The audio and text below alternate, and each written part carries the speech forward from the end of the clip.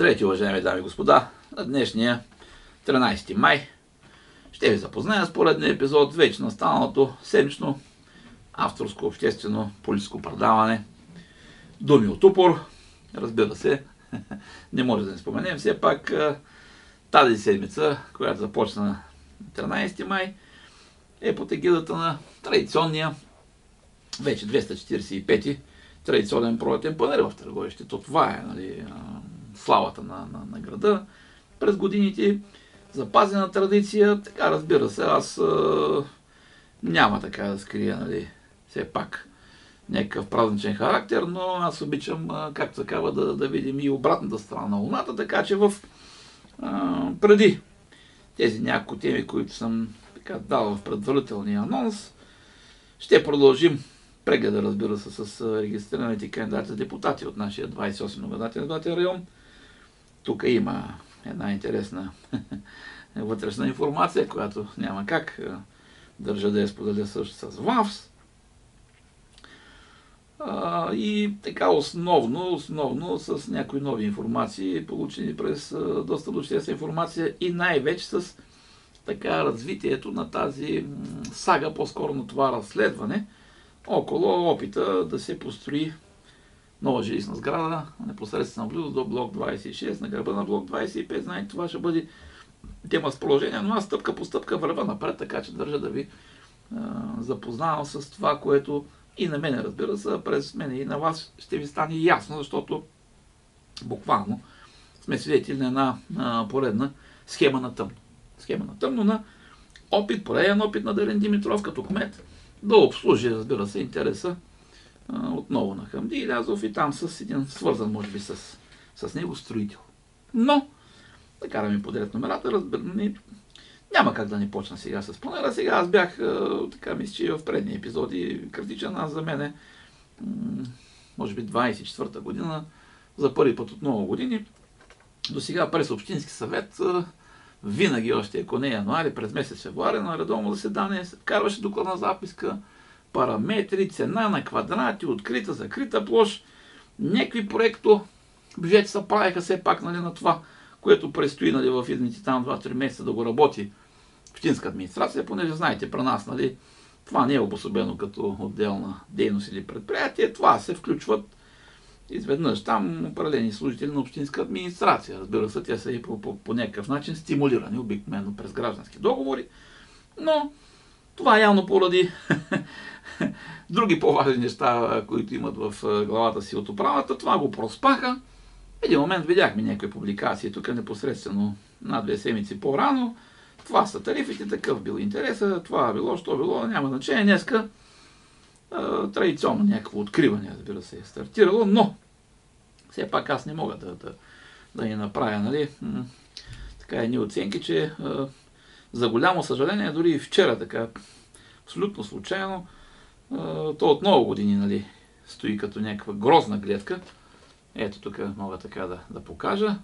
За пореден път, нали, откривайки центъра на града, тържествено 245-я традиционен панаир, виждаме как една добра инициатива, едно, мисля, че жест на отделен гражданин от града ни така от доста години абсолютна немара. На пъпа на града, знаете, опита за това пияно до 10 каса, не знам какво, камери, наблюдения, без регламент, в момента грозна картинка.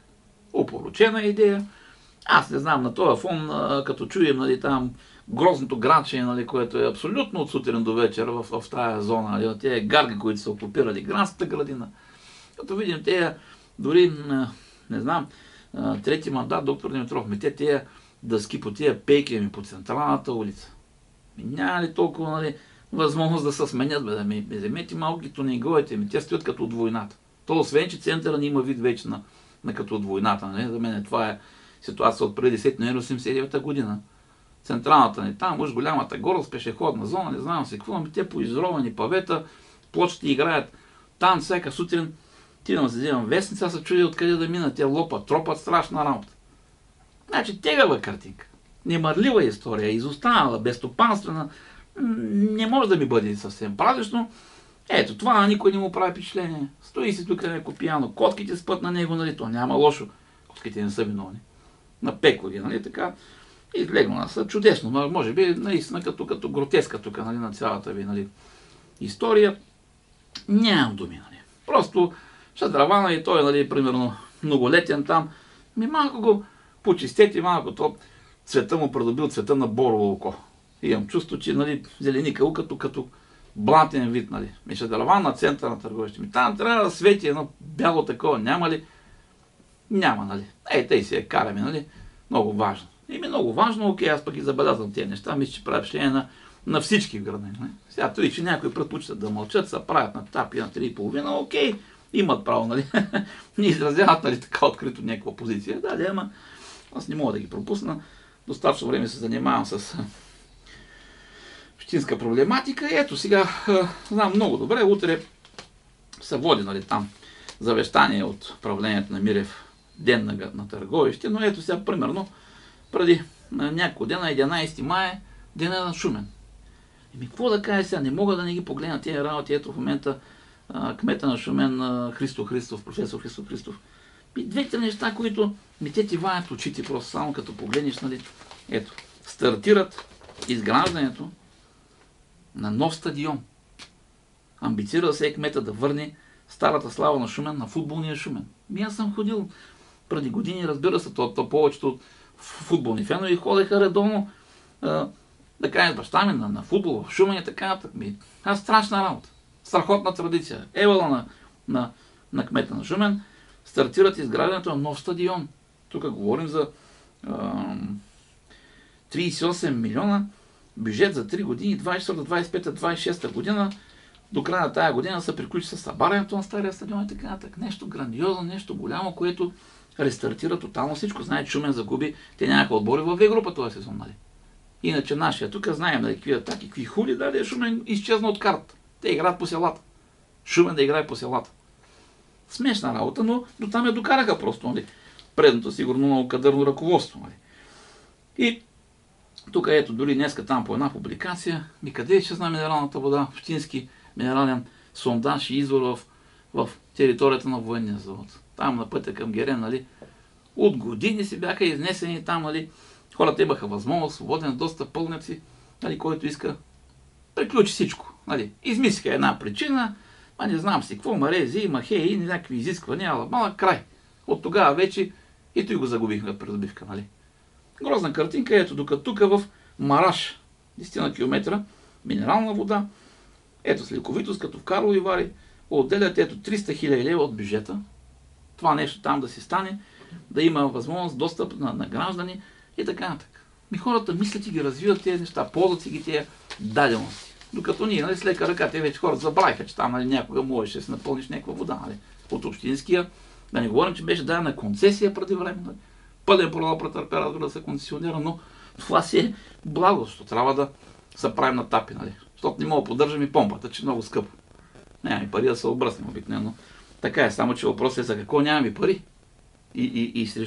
И за какво с щедри така, то не с шепи. Направо с кофе изливаме, нали, парите, нали, по направление на близки фирми и лица. Това е ясно. То е ясно. То никога няма да има за всичко пари в този град. Но трябва да има и приоритети. Така ще тия работи отделно ги няма. Ето тук да говорим за местата в индустриалния парк отдавна са изчерпани, трябва да създадем още зони. Шумен, да не говоря, че същата картинка е в Разград. Така че няма как при тези реалности, само тук е така да поддържаме, нали, по инерция някаква си традиция, нали, да правим някакви минимални усилия, а всичко друго да са така пълна немърливост и безстопанство. Съжалявам, не ми е много празнично. Бях длъжен да го кажа. Сега продължаваме с прегледа на останалите. Примерно аз бих казал, аз половината просто не ги забелязвам от участниците в тези избори 2 в 1. Предния път така отбелязах тези субекти, партии и коалиции, които направиха по един депутатски мандат на 2 април 23 година. Сега леко ще разширя погледа си и най-вече за вас, разбира се, да погледнем какви кандидати за депутати примерно имат останалите партии, които все пак до момента бяха парламентарно представени, да кажем като Има такъв народ. Има такъв народ. Тезджан Сабри, водач на листата, Има такъв народ. Търговище, сега доколкото разбрах, той води листа и в Разград. Така с профил на съдия по футбол, така някъде ми излезе. Втори е Васил Иванов. Това, нали, този млад мъж, който участва миналата есен, нали, като кандидат за кмет, водач на техната листа на местните избори, но самия факт, че нали, Жан Сабри, външен човек, търговещи Разград, нямат структура сега. Това е истината, има такъв народ.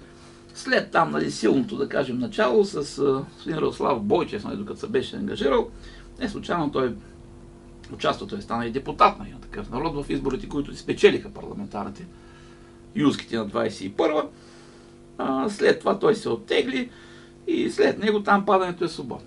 Има такъв народ. Сега, какво да кажа, добре, че имат, нали, квоти с участници в секционните комисии, то на ниво област, там 200, 220, 30 техни, нали, възможности да включат, нали, хора участие в секционни комисии, но това, което имат на 2 април в област Търговище 28 мир, 1013 гласа, за мен нещата отиват пред тях надолу.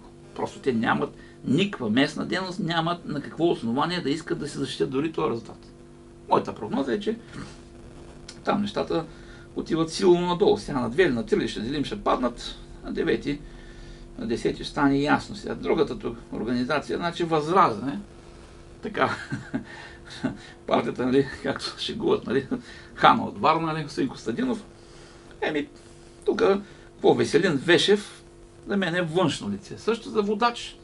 Второ място Красимир Стоилов. Това е човека, който така като някакво за мен е ново лице, въпреки че той не е много млад, нали, но изведнъж там направиха някакво рокадо преди местните избори миналата есен. Това е, нали, настоящия общински съветник. Съжалявам, 6 месеца аз дейност не съм видял. Иначе е много дисциплиниран, стриктен, присъства на комисии, на седания, натиска, нали, гласува, но той до микрофон не е стигнал, така че аз също техния резултат от миналата година, който наистина тогава, ето 3346 гласа в областта, абсурд, значи те се сринаха в община Търговище от около 2000 от тези гласове бяха община Търговище, малко над 600, значи там падането е над 3. Сега по същия начин, аз мисля, че тенденцията при тях е такава. Няма как, особено, примерно, като тук забележа сега, нали, защото са близък профил, ВМРО, след като бяха изчезнали, те ни присъстваха на местните избори миналата есен, сега направиха регистрация отново, нали? За мен е нищо, не знам, те не показват дали ще съществуват, нали, в Търговище, в областта като цяло, но горе-долу този профил избирател, нали, преди да кажем, са включили, нали, подкрепили са на гласуване, Възраждане, сега те ще бъдат настрани, така че тренд на Възраждане надолу. И там нещата отиват горе-долу да се разделим на 3 някъде, докато ВМРО, те никога са нямали традиции в нашия район, община, другите общини, областта като цяло. Дали, правили са някаква регистрация, но мен не ме впечатлява сега, освен от някои други да ни пропусна. За гражданския блок споменах. Да, там съм пропуснал, че освен, нали, Шрефов и Джафер Шрефов и доколкото разбрах, тяхната майка, Хаче Хасанова, също е в тази листа, нали, граждански блок на Гешев. Знаете, той през седмицата беше в Търговище, лично присъства на гледането на мярката на Шрефов. Там, нали, имаше искане да бъде облегчена тая мярка, нали, пречено безспорно, все пак той е действащ кмет на Омуртаг под, нали, домашен арест, да бъде сменена тая мярка. За съжаление, не беше променена мярката. Знаете, по-рано бяха прибрали в ареста и брат му, Джафер Шрефов. Сега, доколкото видях днеска, са опитали, нали, отново там защита да иска промяна на мярката на техния баща, който, знаете, той е пак втори в това, което формира като коалиция Център Русин Бошков, нали, който стана зад него, Хасан Хасанов. Отново са поискали промяна на мярката. Не е променена мярката. Няма да ги пуснат сега, няма какво се криношата. Тук аргумента беше, че те са регистрирани като кандидатите за депутати и за евродепутати. Мисля, че и в листа някой участва, но знаете, те са придобила имунитет на регистрираните участници в тези избори, но оказва се, че проблема за задържането се гледа. Те са задържани по-рано, съответно. Тези мерки са наложени по-рано и самия факт, че са регистрирани вече в листи за участие, това не дава основание да бъдат променени мерките. Така че няма да ги пуснат сега, там ще бъде, аз и предния път казах, кило кръв и метър кожа, сега чува се, че гласа отива на 300-400 лева в Омуртаг. Но, безспорно, е страшно важно за ДПС.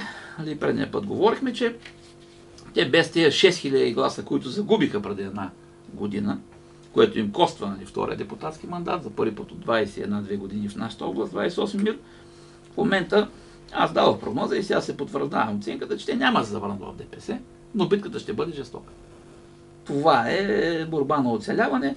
Знаете сега, така като новина, какво да споделя, има някакво напрежение. Тук в случая сега се оказва, че доколкото в Омуртаг всички я виждаме, не, че и в национален план борбата и в Търговище има проблем около така госпожа, бившата председател на общинския госпожа Емения Якубова, тя естествено вече не е общински председател на ДПС. В момента разбирам, че е загубила доверие и настояват пред нея тя да напусне и общински съвет Търговище. Тъжни са нещата, но за мен, когато се увлече човек да обслужва в случая интересите на лично преко интересите на Хамди Илянзов и неговото семейство най-много, в един момент изтича срока на годност, идва следващия обслужваш, ти приключваш. Там вечни приятелства няма, има вечни интереси. Явно предстои да изпие горчивата чаша госпожа Якубова. Не го пожелавам, по принцип това са така тежки моменти, но явно там аз съм свидетел как на времето се му разправиха, грубо се разправиха с един бивш председател на Общинския съвет. Също Маджидия Ахмедова се казваше, далечната 2000 година. Така, в един момент свалиха и като председател, след това прокудиха от региона, тя напусна и рада и така нататък. Груби са нещата пред тях, но там вървят други правила. Сега това си една... Те работят като корпорация, етнокорпорация или каква е. Това е реалността. Сега, докато сме още на изборна тематика, ето обективни цифри само да споделя. Цената на мандата депутатския е 10 000 гласа. Това е за мен обективно. За 50-тия парламент 118 000 като праг за евродепутат. Това са очаквания. Тук вече математиката е точна наука. Абсолютно го споделям. Иначе, тук освен някакви други така публикации, примерно, за мен е специално, въпреки че тук няма отношение към нашия регион, но ми прави впечатление как един бив депутат от СДС на времето, Иво Цанев, в момента, който се беше позагубил така последните 10 години от публичността, той е напусна там политиката, парламента на времето, имаш такива някакви изявления, но в момента е почти сигурен депутат, ето отново от ДПС. Съответно с тези места, които са му гарантирали във Видин и втори Софийска област, прогнозите, че той ще бъде поредния сигурен депутат от ДПС и от Цанев. Голямо разочарование, сега на мен там на времето ми е бил и малко някакъв партиен началник в национална координация в СДС. Жалко, мога да говоря много, ние сега момента ще чакаме да мине вота и тогава. Така. Тук е нещо интересно, може би да направя само едно припомнене. Забелязах едно обявление, 23 април 24 година, инженер Митко Панотов, заместник кмет. Сим Панотов. Интересно ми е следното, ако сте се направили, че не сте забелязали, с това решение 14 от протокол номер 5 от 29 февруари 24 година на Общинския съвет, с което беше прието решение да се разреши изработването на проект за изменение на общия устройствен план на Търговище. Съответно, знаете, с този измислен там обходен път, тук да се сменят възможности за застрояване, войнишки градини на Хамди Илянзов, терена на пазара и до болницата на бизнесмена, така. Гео, който тук също около бившия мост стадион и така нататък, Сега, Сим Панотов, жалбата е внесена в административен съд на 22 март срещу това решение и има образувано дело. Само да ви информирам, ако трябва да се направите справка, имате 7-8-10 юриста под ръка винаги. Административно дело 120 от описа на 24 година. Има и съдия по това дело, има и разпореждане от 17 април. Значи тук имаме правен спор. Какви обявления ми правите? Тръгвате тук, значи те го насочват, колкото виждам, да изпращат го тук задание за изменение на общия устройствен план да се внесе в РИОСВ Шумен, да се определени приложими процедури и така. Значи обещава, защото наистина е много нагло. Вие не чакате да се разреши спора. Има дело, си има решение. Не знам за къде бързате. Явно нещо много пръска там. Те заинтересованите лица, нали, които са в основата, нали, на едно абсолютно порочно и за мен решение. Но аз също ще направя необходимото да информирам РИОСВ Шумен. Все пак за образуваното дело под номер 120 на административен съд Търговище. Нека да се реши спора, съдебни решения, не е последна инстанция, ще има и обжалване във вас 100%, всяка една от страни ще обжалва, без значение коя. Къде отиваме, какви обявления на РИОСВ Шумен, какви указания да види, като той матча не е свирен, не е решен. Ама няма да се държите по този начин. Наистина, ето обещавам официално и пред аудиторията, аз ще информирам РИОСВ Шумен, защото те няма как да знаят. Нали? Те, ако ви виждат тук обявление, всичко е точно, продължаваме напред. Не продължаваме напред. Тези неща е така, на урболешката няма да се решат, защото аз ще ви премина веднага на другата тема. Нещата около 26 блок са много груби. Също мога да ви информирам, че тук съм на ръба и аз ще я разплита там цялата история, защото тя не е много дълбока. Поредната плитка схема, нали? Абсолютно на тъмно. Се опитвате да прегазите писани права, доктор Димитров, към вас вече се обърна. Не? Само и само да уредите, нали, срещу 26, защото точно там му е място, да купне, нали, нов жилищен блок. Хората скочиха, зверски са против, пак ще я посоча тая зона. А какъв жилищен блок? За какво говорим? Входираха жалби, не се съобразяват, всичко продължават напред, само че ето го постановлението от 7 май на Мартин Александров, прокурор при окръжна прокуратура. Мога да ви кажа, че за разлика от други прокурори, нали, които съм ги цитирал и поименно въобще не искам да гледат мои сигнали. Нали. Тук виждам действия, виждам, нали, логика, виждам, нали, все пак постановление от няколко страници. Не, нали, по диагонала, 2 страници, пиши си, не ми пречиш, нали, така нататък. Няма да стане. Значи, това не е работа в прокуратурата в Търговище, то е ясно, но слава Богу, в случая съм оцелил, нали, прокурор, но нещата отиват, преписката, която е образована, отива в районна прокуратура Търговище. И днеска дори имам входирани любимите ми заявления по достъп до информация. Значи мога да ви кажа, че в случая, след като посъбрах допълнителна информация, значи това съмнение около нотариус Господинова, не се преценявам да го кажа, в случая ми отпада, защото не тя просто е преписала, от тук е една заповед за одобрение, само че вече от Агенция по геодезия и картография, където много странно и за мен, и изведнъж се сменя предназначението на този там имот от над 600 квадрата, от за паркинг в застрояване до 10 метра или до 12 метра. Ниско застроение до 10 метра, площ 665 квадратни метра и така нататък. Ама как ще стане това нещо? А то е такава глупост, нали? Значи аз това предстои да го установя. Но в случая специално за смяната на предназначението нотариуса няма никакво отношение. Тя просто е преписала това от тая скица. Само че сега тръгнем пътя вече на тая заповед тук на съответно изпълнителен директор или къв е на агенция геодезия и картография, мен не ме интересува. Но така да си играят, да сменят предназначение, нали? Това няма как да мине. Да не говорим много интересно, че цялата инициатива тук в случая вече на Хит 80, нали, като нов собственик, нали, на този терен, закупил го от Хамди Илязов, нали, крихте ми документи там, нямало наличие в общината, добре. Защото да рече излязат документи, аз съм сигурен, нали, но лъжете, оплитайте се в лъжи, той само ви го пожелавам, нали. Това обслужване на този интерес ще ви изде главата, нали, от сега ви го заявявам, нали, но това намерение на Хит 80 е много интересно. Доктор Димитров, вие забравихте да направите докладна записка, да поискате разрешение от Общинския съвет, нали, принципал на общинска собственост, въобще да стартира каквото и да е. Така малко потъча, нали, защото се изненадах в един момент, когато дойдох хората при мен и към чакай, аз не пропускам сесия, няма такъв филм, нали, каквото и нещо. Оказа се, че що да информирате Общинския, що да искате така с докладна записка, нали, да информирате какво иска Хит 80 от вас, нали, промяна на предназначение на устройствен план, няма, ще го направим така, усул, нали, на тъмно. Утре ден идват багерите, забиваме и почваме да строим блок. Това няма да стане. Аз ви казах и предния път, посилил съм сигнала, корупционния, антикорупционния орган също съм сигнализирал. Те първо там нещата ще излизат наяве. Между другото, поздравявам в случая, нали, прокурор Александров. Така се работи. Ще се запозная с цялата преписка, ще види документи, които и в момента, нали, все още са ми неизвестни. Но нещата ще се изследват както трябва да бъдат. Но така на тъмно, да лъжим, да мажем, само единствено, нали, да вземем там нещо обещано, някакви пари или какво ви са обещали, ме интересува, няма да стане. Така че имайте го в предвид.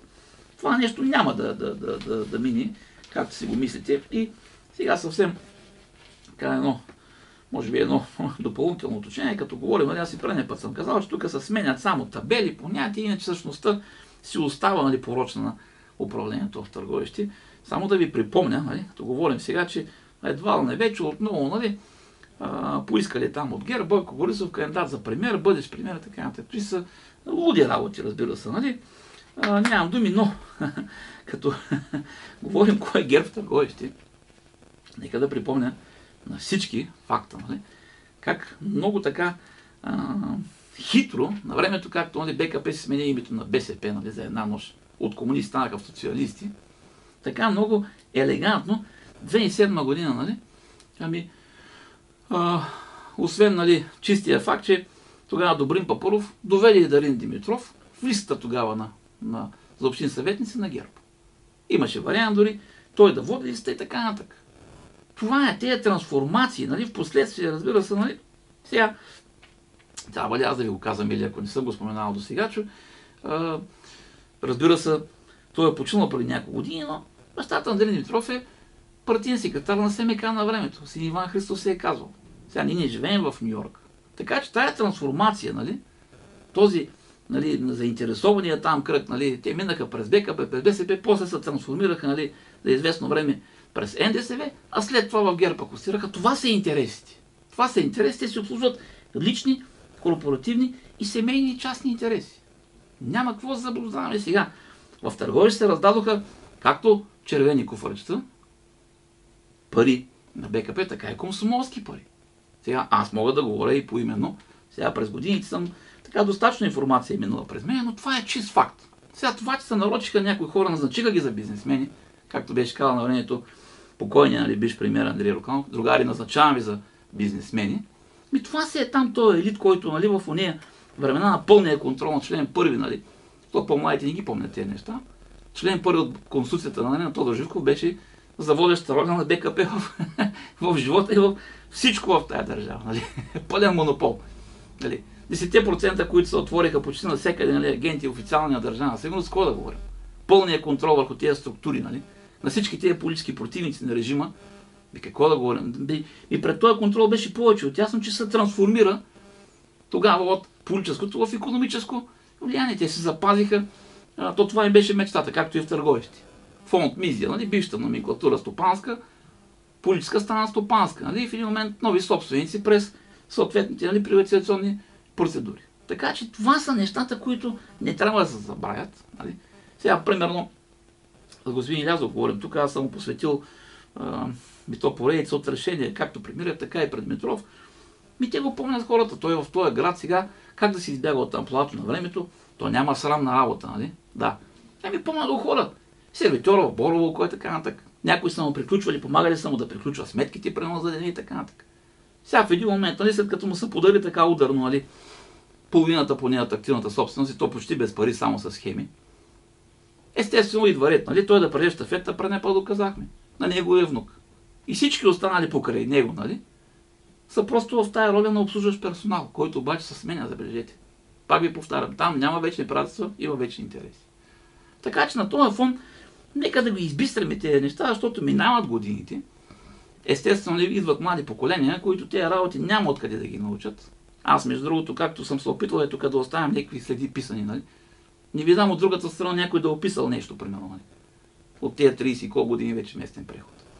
Така че ще говорим по тези въпроси за напред, но бях длъжен така лека по лека все пак да ги припомняме тези факти.